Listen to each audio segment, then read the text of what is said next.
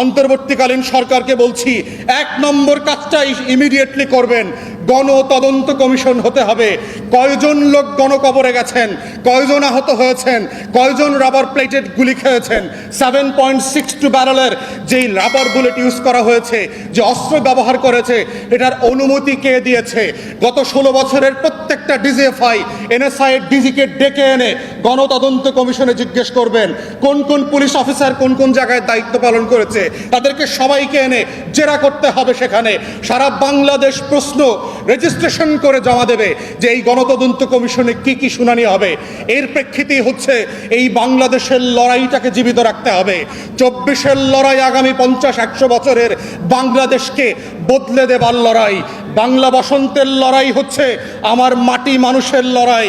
এই বাংলা বসন্তের লড়াই হচ্ছে তিতুমির শরীয়তুল্লাহ রজব আলীর লড়াই। এই লড়াই বাংলাদেশের লাল সবুজের পতাকার লড়াই। এই লড়াইয়ের সাথে গাদ্দারি আমরা আগেও মেনে নেই নাই, ভবিষ্যতেও মেনে নেব না। তাই আপনাদেরকে সাবধান করছি, আহ্বান করছি, দয়া করে এই লড়াই থেকে কোনোভাবে বিচ্যুতি যেন আপনাদের না হয়। তাহলে আবার 6 কোটি তরুণ আবু সাঈদার মুগ্ধ হয়ে রাজপথে ফিরে আসবে। সেই লড়াইতে আমরাও থাকবো, দেশবাসীও আবার নামবে।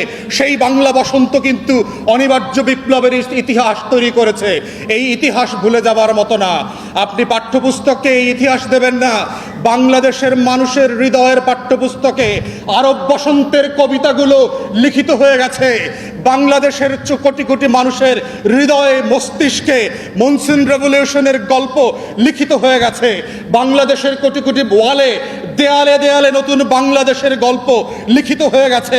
সেই গল্প শুধু পাঠ্যপুস্তক থেকে আপনারা হারায় দেবেন, এটা হইতে পারে না।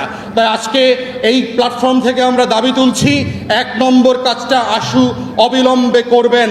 বাধা হলে বাধ্য হয়ে আপনাদের বিরুদ্ধে আমাদের কথা বলতে হবে এবং আশা করি বাধ্য করবেন না।